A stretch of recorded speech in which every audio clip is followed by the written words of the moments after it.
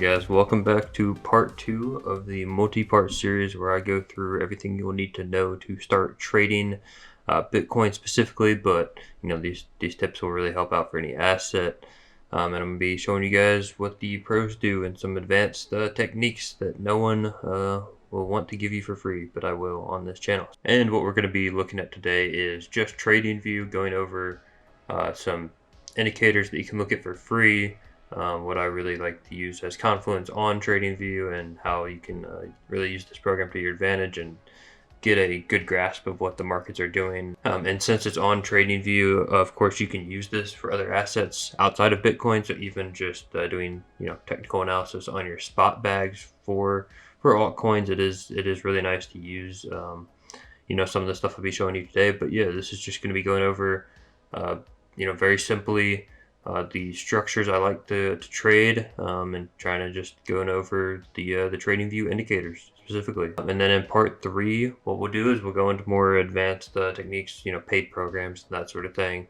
But yeah, this is going to be a great foundation for you guys if you're starting out wanting to kind of read the markets, getting these indicators set up and just watching volume and all this sort of things. We'll get into it. But yeah, this is going to be the part 2 of that trading series. So what I wanted to look at was the last time I tried to enter that trade at 24.8, because I do think it was a really good setup to kind of describe everything that can happen for a sweep structure. So I kind of want to set this up with you guys and show you how I would have had my chart looking to get the confluences for the trade. So first things first, obviously this is TradingView. This the reason my candles are like grayish into bright red, pink, like the grayish green into the bright green, these are vector candles, right? So this indicator is Trading Reality main. Traders Reality is a good YouTuber to watch for trading. He's not bad. He's definitely not the best or anything, but he will give you a nice understanding of vector candles. And I like using vector candles a lot. They're a very high fill chant. Essentially what they are, I'm not like too high tech on the vectors. I know there's a math for it. I don't know the exact math, but essentially when you pull up this indicator, your chart should look very similar to this. This is pretty close to default settings. So what you'll see is when you get these bright green candles, it essentially means there's a lot more volume traded in those candles than these. So what does that mean? That means that with all these buyers, there was also a lot of sellers, and price likes to target volume, right? So it will most of the time retrace these at some point. Sometimes it won't, right? When it leaves a range, it will usually vector out of the range and it won't come back. But those are rare, right? Because 90% of the time, I think it's like 80% of the time actually, Bitcoin is ranging. So vectors in a range almost always get retraced. When you leave the range, the vectors might not get retraced, or at least they won't get retraced for a very long time. For example, when we left this range down here, vectored out, didn't come back. This big range here, vectored, never came back. This big range here, we vectored and we didn't come back. So that's something to keep in mind. When you leave the range, just call it off. Don't try to short it back into the vectors or long it back, depending on which direction it left the range. Just realize it probably left it, and you can just kind of keep watching the market and use other confirmations or confluences to figure out what the market is going to do.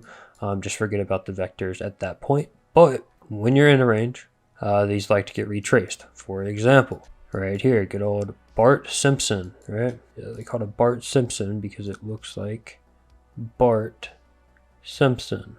This is your Bart Simpson, and you could have traded this and known that it was going to do that, or not known, you never know, but you could have guessed that it would have done it because of these vectors.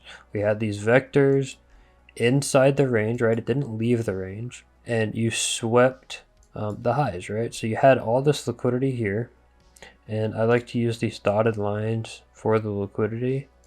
So, oh, I guess it is for liquidity for the sweeps, right? So these are sweep levels. And you can see each one of these was a sweep level. So we swept into it, grabbed it, so we could have deleted that. And then we made a bunch of poor highs, right? So poor highs are essentially it not grabbing fully. And then we did do a pretty proper sweep of that. So you can see that after we swept that, we kind of accepted back into this range. We couldn't close anything above this previous high. And then we inevitably filled these vectors back, right? And because we didn't break the range to the downside, what happened? We traded sideways, confirmed support within the range, and then went up and filled this vector to the upside before finally leaving the range. So that's kind of vector candles. Again, go to Trader's Reality on YouTube. He will show you all about vector candles and how you will get this indicator. Just look up Trading Reality. I think let's actually look this up. Trader's Reality, right? So Trader's Reality main is the indicator by Trader's Reality.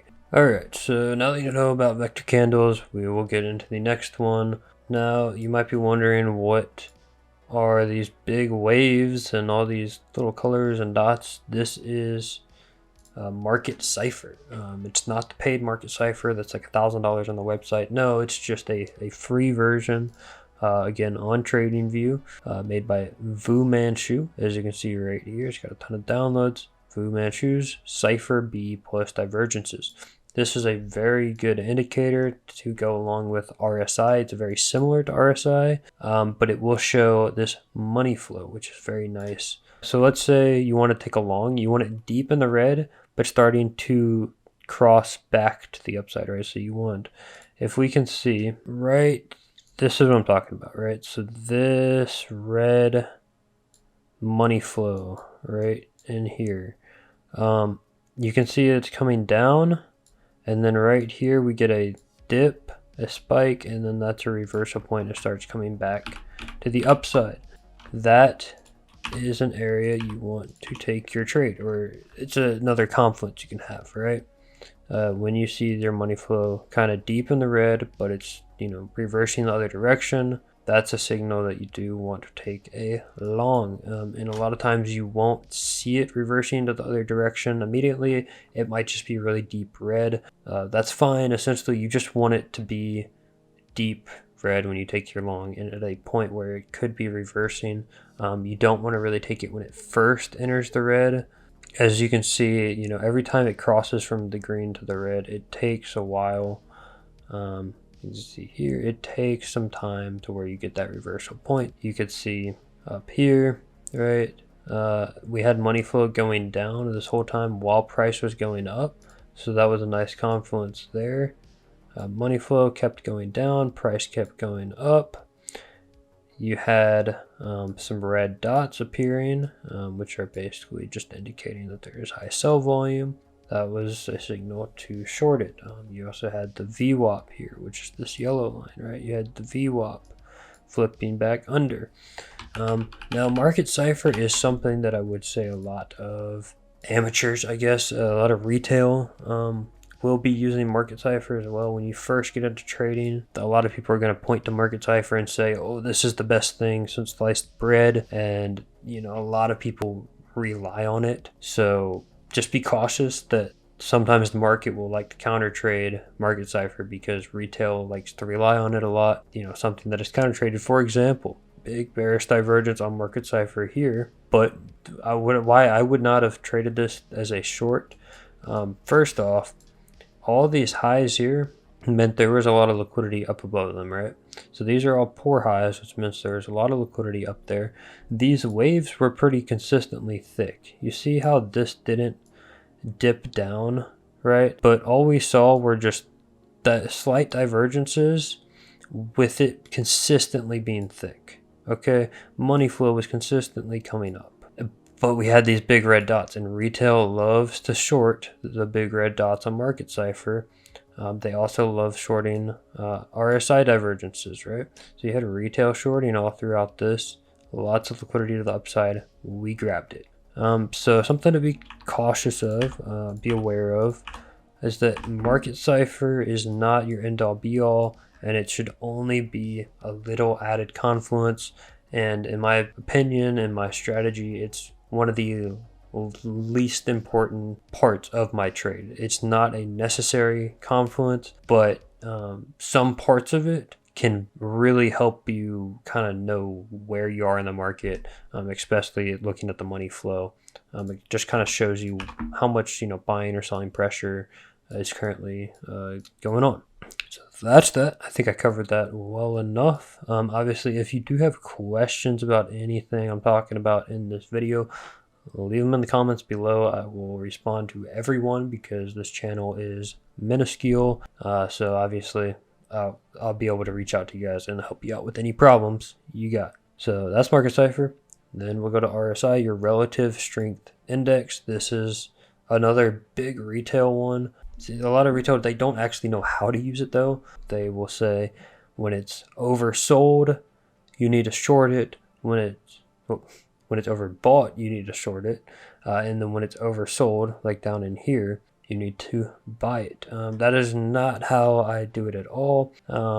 If anything, when it's quote unquote oversold above the 70 line, I guess you could refer to it as, or below the 30 line on the relative strength index, that just shows there is either a lot of strength or a lot of weakness in the market. So if you're seeing it extremely oversold, that actually just tells me there's a lot of strength in the market, especially if it just consistently stays up here. That just shows me there's a lot of strength in the market and not necessarily that I need to short it. And as you can see, there was a lot of strength in the market here. It just kept going. And it wasn't until this thing got back down into not being oversold where you actually had the drop. So that is how you use this thing. Divergences. So if price is, and we'll pull up a trend line. So you can see from what I'm looking at here is this high on the divergence, right? Well, not divergence, on the RSI, right? From this high to this high, we were trending down. But if we look at price action from this high to this high, we were trending up. That is a divergence. This is very elementary school TA stuff right here, right? So price is going up, relative strength index is going down. That is a bearish divergence, okay? And what would be your signal to short it, right? Because, well, wouldn't you say this is a bearish divergence right there?